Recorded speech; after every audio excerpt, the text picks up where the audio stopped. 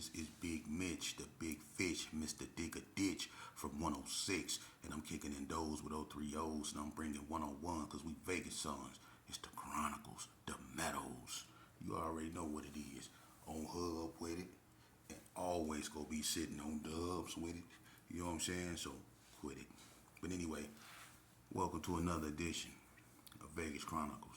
We gonna pick up where we left off. Vegas' deadliest wars, gang wars. I believe when we left off last time, I was talking about the block in the 60s getting at it. You know, two individuals that was very, very known in that war, besides Keystone, you know, and Bob on the 40 block end, was two youngsters, man. They rest in peace, man. I didn't too much mention them, but Vern Loke and Snoop Booby, those two youngsters from 40 block was some hitters, man, that played a cold part in that, you know, war with the 60s. You know what I mean? And I need to acknowledge them because they put in that work. But anyway, moving on, man. You know, during this era, like, I'm gonna be honest with you. In '89, things really spiced up. Gangs started popping out of everywhere, right? So you had wars, but I'm gonna tell you something. The killings wasn't as ferocious. It wasn't just as common as it was. It became, and I'm gonna get to that, and you will see. But you lost a lot of people between, like, when L got killed in '86, and let's just say up to the Rodney King truce in '92. Now you look at between that time, it was a lot of bloodshed, and you lost a lot of reputable people, like Tony Poole died, Reverend Baldhead, John Holloway, Tricky T, Sha Mink from Paru, a bunch of people, man, died during, you know, this time. You know what I mean? Kenny Wayne from BTD, a bunch of dudes died. But the killings wasn't just, you know, as much as the dollars in the 60s was at it, bodies wasn't dropping at this time like that. As much as the Gershon and the Coast was at it, bodies wasn't dropping. The 60s and the block was at it, but the bodies wasn't dropping like that at this time. Okay? Now I'm going to tell you what happened. Okay? People got, you know, so into the sherm and the drug dealing and the having the cars on rims. And plus the feds, they started making their move because they had to adjust to the size of the gangs that was growing in Vegas. In '89, gangs in Vegas started sprouting everywhere. That's why we went from the Palmer Boys, the Nasty Boys, Johnson & Johnson, and the Yellow Jackets. All right? During the time of Johnson & Johnson, that's when it started getting bad because that's when Donna came on the scene. They was horrible. So when they came on, Johnson & Johnson couldn't deal with all these gangs because they was mostly sprouting in Northtown. You know, you had you had Donna Street Villains, you had ABMs, you had White Street was already on the map, you had HTHs forming and all this Ellis Street Mafia. You had so much this stuff forming, the hood was back active. So you had so much stuff forming in Northtown that the Johnson & Johnson couldn't keep up with that. And everybody know Johnson & Johnson was a gang unit that rode around in Camaros. So they formed the Yellow Jackets to deal with that because the gangs was getting out of hand. But what happened was, even though all those bodies was falling, there was a ceasefire, like in California, because of the Rodney King thing, right? Now, what happened was, during the ceasefire, everybody was partying in everybody's neighborhood.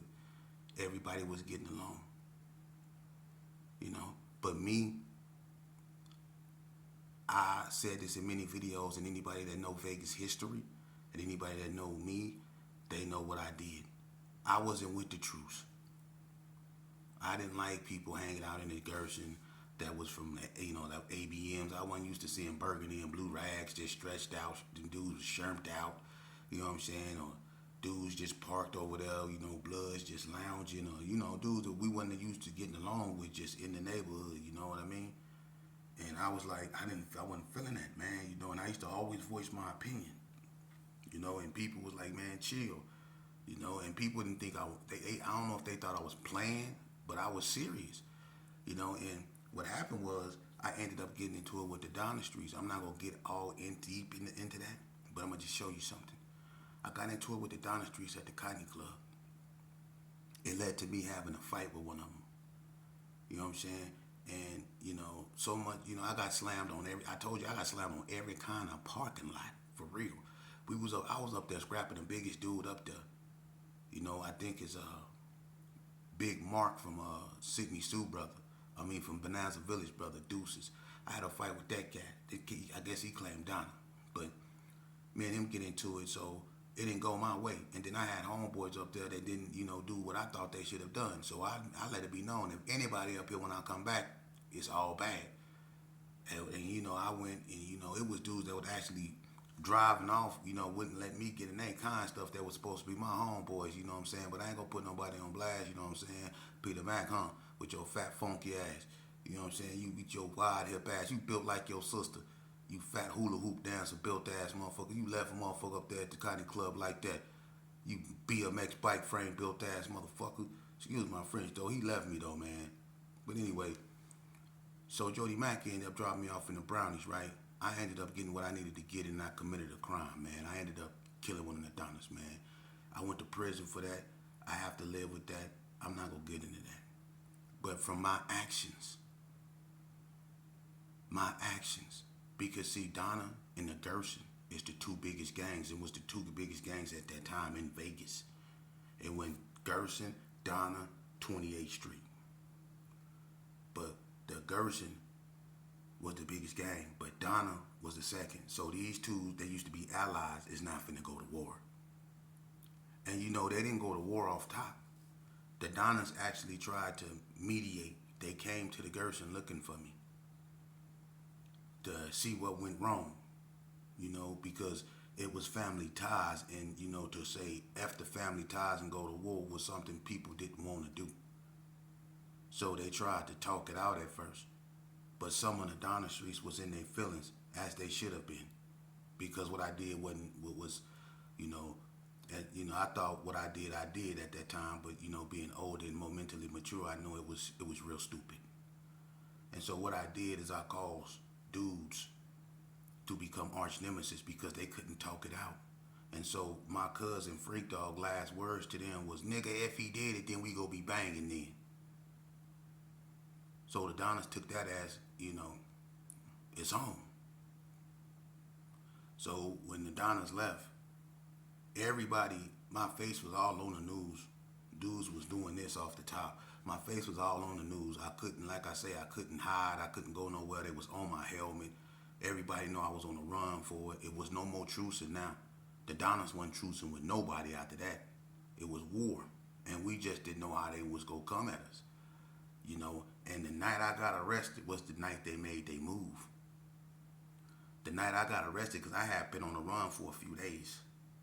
But the night I got arrested was the night them Donnas made their move. We was all in the Gerson on Comstock, on the Gerson part of the street.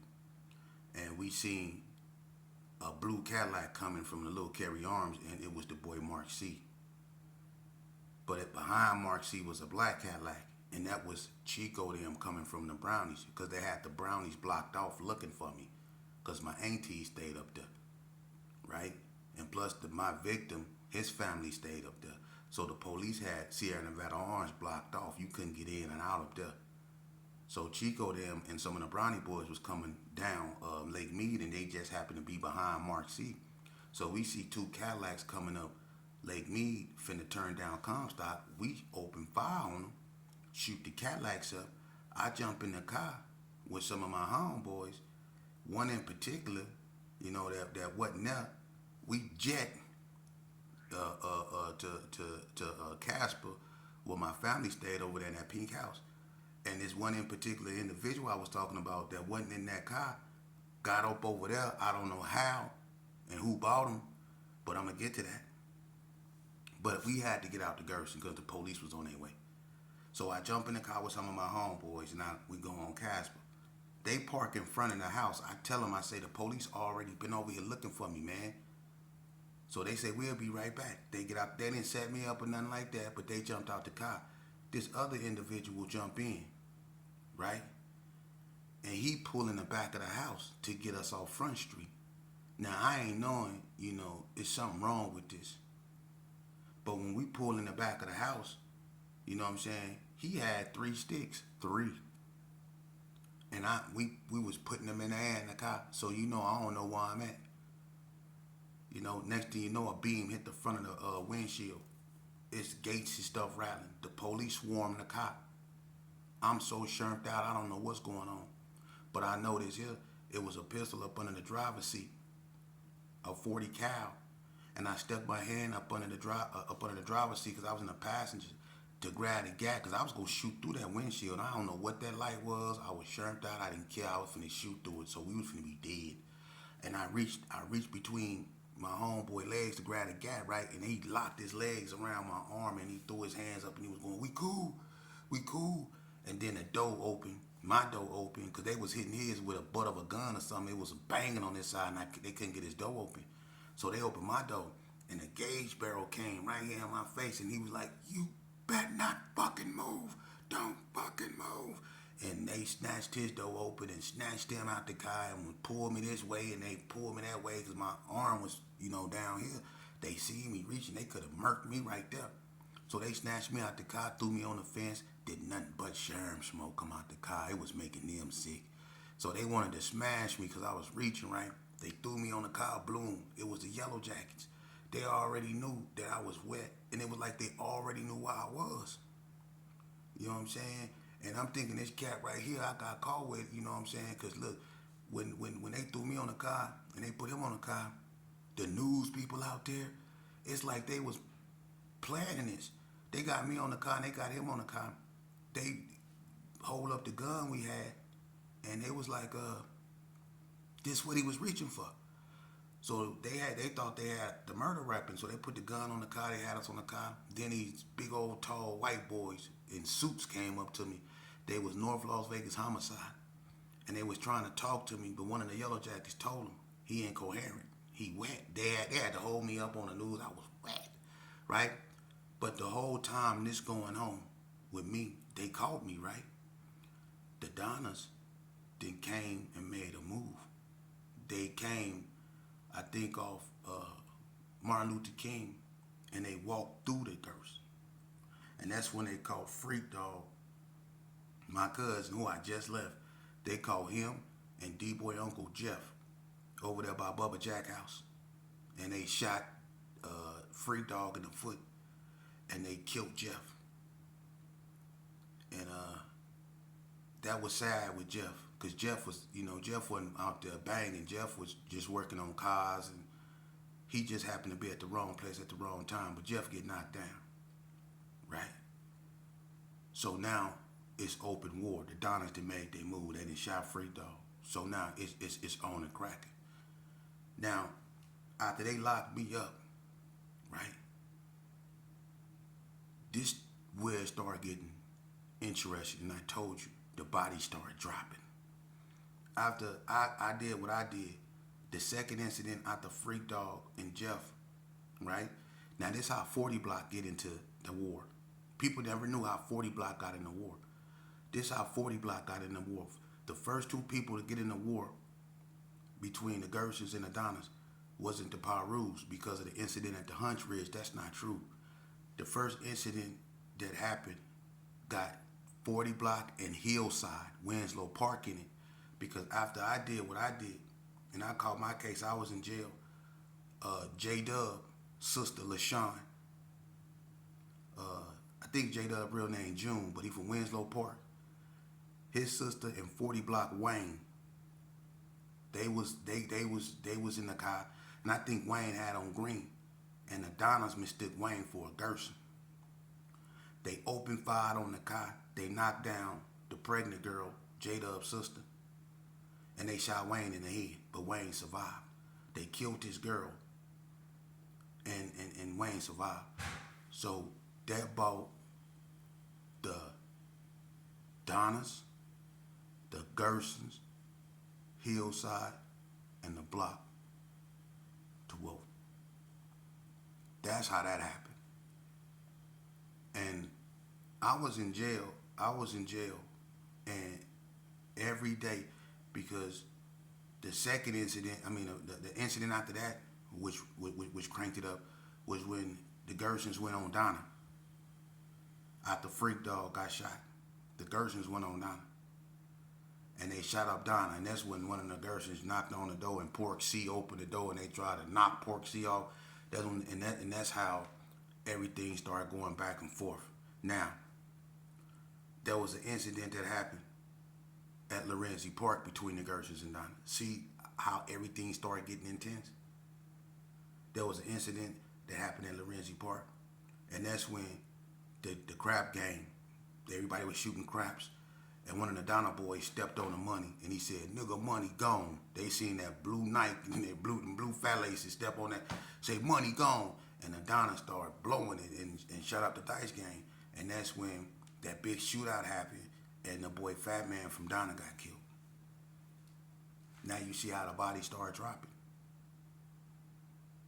And then after that, this is how the Pirus get it. First of all, on the day of what I did, that person's funeral, the Donnas went over there to, when the Pirus had the Sherm in the alley over there, Madison Terrace, they went over there wet, and they kept cussing one of them Piru dudes because they was shermed out and they was emotional. And he warned them to quit cussing them, and they wouldn't. So he said, "What y'all trying to get, man?" And they told him they wanted 4 sticks, and they was banging on him, but so he went and he got his pistol instead, and he shot everybody in the guy. So now it's friction with the Pirus. Then Spanky P knocked out TJ Lowe, and Spanky ended up getting killed. Now the Pirus in it for sure. So you see how the body started dropping. You see, and this is like right after that. Look, right after that, Big Nice get into it with the Valley View dudes. Look, this all during 93. This all 93. After the Truce, 93. All 93. Big Nice was at Chances Are. He knocked out one of the Valley View dudes up in there. They got in a shootout outside. It was Big Nice up there. I don't know if Junebug was up there, but it was Big Nice and Alwack brother Jimmy. They was up there. They was tripping. So Big Nice them started blowing. The police drove up behind Big Nice and shot Big Nice in the back. Killed Big Nice. So the bodies just started dropping.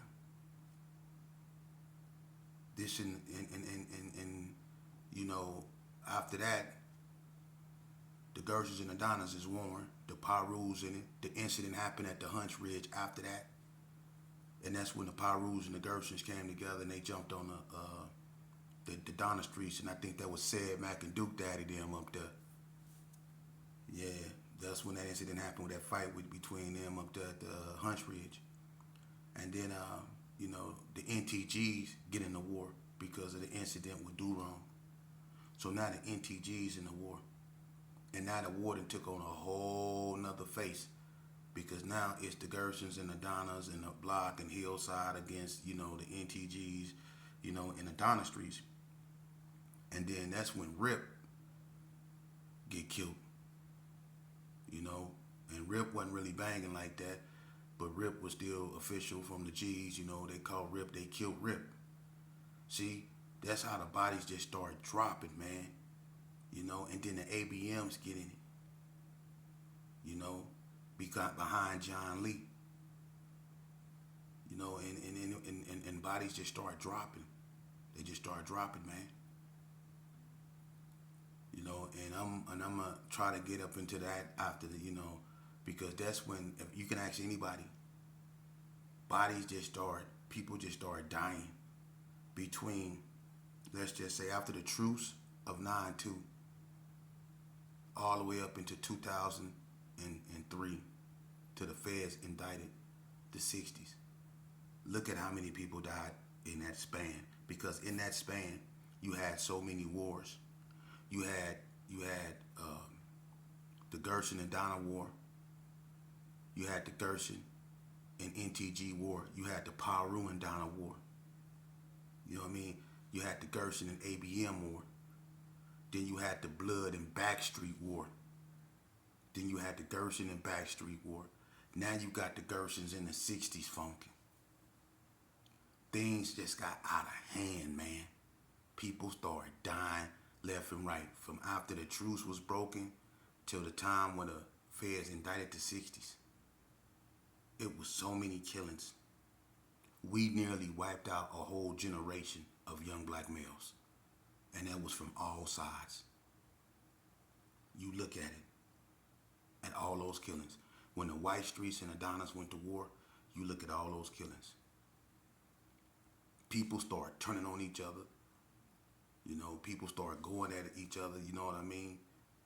And every hood was going through something like that. Just murders. You know, and it was sad. You know, everybody started just dying, man. You know, and I'm going to get into that. But see, the feds was always, you know, they was always there from the beginning, from the first ones to get locked up. I think the first ones, I don't know if they were the feds or Metro, but they got the Donnas first. That was Dred Mack and all them. I think Ringo them. Then they went and got the ABMs when they locked up John Lee and had all them down there in the county. And then they went and got the Coast. That's when the boy Casanova set up the Coast. They went and got Lil Jesse, KT, I think John, Roro, Sherman. They went and got all them. You know, and then after that they hit Ricky Crockett and all them. So the feds always had a presence. They was always getting people. You know, and the ones they got, you know, in 2003 was the 60s. That's what really stalled a lot of stuff out. But between that time and the truce, you look at how many people got killed from everywhere. You look at how many people got killed. Everybody lost bad from every hood. And I don't want to go there and get the naming and doing all that, but just look at that. People that's from Vegas. And from people that ain't from Vegas, we wiped ourselves out. It's a lot of youngsters without fathers because we wiped ourselves out. About time the Fed stepped in and tried to put out that Gershon in 6-0 war, it was so many deaths for so many reasons. It was so many deaths. Dudes done turned on each other for real. It was so many deaths. I mean, look at the situation with Killer and the ABMs. Rest in peace, Killer, but look at that. Look how that happened. I'm not getting into that, but look at that. You know, we lost cornbread. The Gershons lost cornbread. You know, that hurt bad. Everybody started dying. Everybody, man. And when I mean everybody, I mean everybody. For real. It wasn't nothing left when the carnage was over with. If the Sherm didn't take you under, if crack didn't take you under, if you went in the penitentiary for the rest of your life, you was under the grass. You was under the grass. And everybody out there know I'm not lying. You was under the grass, and I want you youngsters to pay attention to that. You looking at the remnants of the past for real. What I'm speaking on, there's really no remnants of that left, or the people that played parts in that. They're dead and gone. They dead and gone. The NTGs killed all the base heads in the Gershon. For real. It wasn't safe to be no base head in the Gershons. The NTGs killed all them. Everybody that was hanging out, that was stupid enough to hang out because, you know, things got out of hand. You seen what happened at Shades. I mean, these high profile stuff that you can't even hide. You seen what happened at Shades. Y'all seen what was going on, man. You know what I'm saying? Y'all seen what happened with Torch when they tried to rob Pops, the rim shop, torture chamber. Y'all seen what people just started dying, man. People just started getting knocked down from everywhere. It didn't matter where you was from. People just started dying, you know, and it didn't stop. I mean, even after the uh, the '60s got indicted, you know what happened? It was no more gang wars. It wasn't. That was the last major authentic gang war in Vegas. The next was the Squad in Wood, and I don't know nothing about that. You got to get them up here to talk about that. I don't know nothing about that. But everything started being eternal. Homies started turning on homies. The war was over with. Everything was over with. The war with Donna was over with. Everything was over with. People started trying to revamp their hoods and connect, like Valley View, Donna in the '60s. It tried, Valley View. I think they turned Northtown. You know what I mean? People started doing stuff like that, but to the most part, man, you couldn't revamp that was already lost. You couldn't revamp that. It was over with, man. There was some legendary figures that was gone that wasn't gonna come back. You know, and that was from all sides. And in that war with the '60s and the Gerson, after all that blood, who won? A deacon got killed. Females got killed. Who won? Nobody. The feds.